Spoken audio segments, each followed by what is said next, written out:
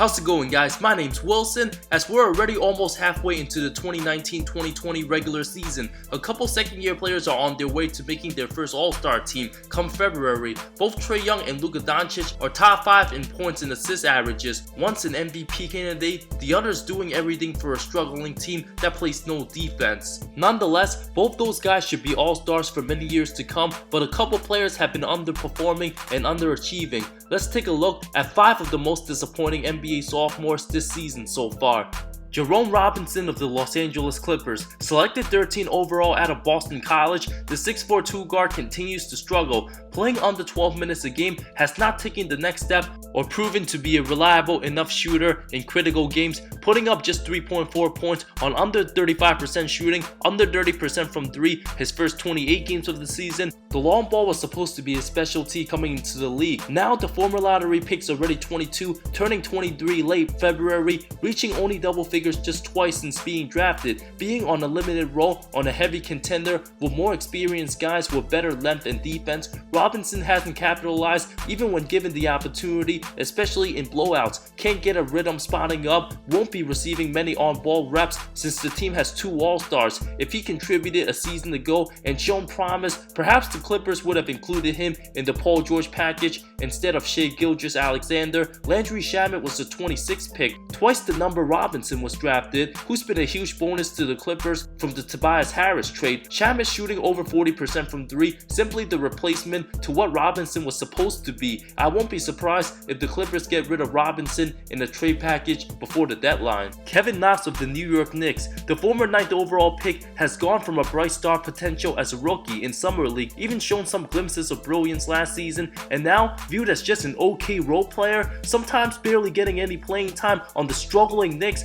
Went from averaging 12.8 points a season ago to just 7.8 so far this season, still shooting under 40% from the floor and only getting 20 minutes of action. Too bad 4 of the forwards the team signed in summer 2019 are getting more minutes, averaging more points than Knox, who's the forgotten guy off the bench some nights. In the middle of his sophomore slump, seeing less playing time won't boost his confidence. The Knicks simply have too many average role players getting similar amount of minutes, not knowing who will play most of the minutes one night to another. There's been stretches where the 6'7" small forward gave us flashes of what he can become, reaching double figures in 4 straight games. From December 15th to the 21st, Knox went 6 of 21 from the field his next 4 games afterwards. Although the front office and coaching staff deserve some blame, as he's lost touches and shots to guys who won't even be on the team next season. Shooting under 35% on catch and shoot is not a good sign. 38% around the basket shows his poor feels for angles, made no progress as a shot creator, very inefficient, combined with his lack of defensive awareness, a huge disappointment thus far for a franchise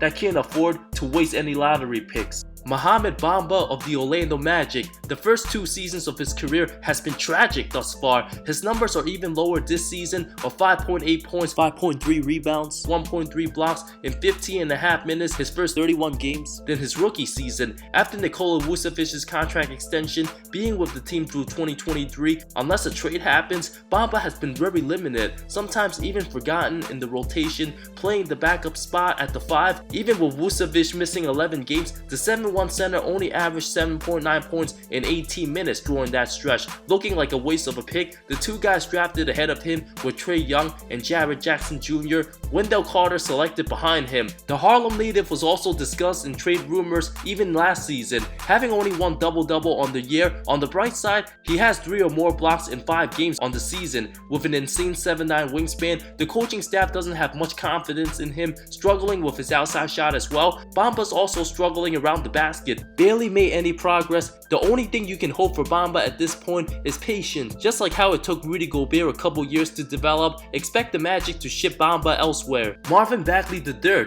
Even though he's been banged up, Kings fans have been absolutely disappointed by his injuries this season. After reclassifying, being the number 1 player out of high school on the ESPN Top 100 for 2017, the 6'11" power forward did not disappoint in college. Drew many comparisons to Chris Bosh. The Kings also drafted him over Luka Doncic, an absolute absolute travesty of a pick, and if Bagley doesn't live up to his expectations and become an all-star within the next 5 seasons, there will be heavy consequences for the franchise looking back at that regrettable decision. Sacramento had high expectations. Doesn't look like they're snapping their 13.5-year playoff drought. Even in the 9 games Bagley's played, he hasn't looked much different from last season, showing no signs of an improved jumper, going 3 of 14 from 3 so far. The Kings were supposed to have a strong big 3 of De'Aaron Fox, Buddy Hield, and Marvin Bagley, not being able to stay healthy long enough to build the rhythm to excel. A nightmare season. After injuring his thumb in the season opener, missing 22 games, the franchise created excitement for their fan base last season, but now they're looking like the same old Kings from the 2010s. It's safe to say Bagley won't be anywhere close to the same level as Doncic, but can turn his career around and make some noise when he's healthy again. Chandler Hutchinson of the Chicago Bulls. Even though he wasn't picked very high, selected 22nd overall, many believe the 6'7" forward out of Boise State could have been the steal of the draft. Drew many Kyle Kuzma comparisons, but has been injury prone so far,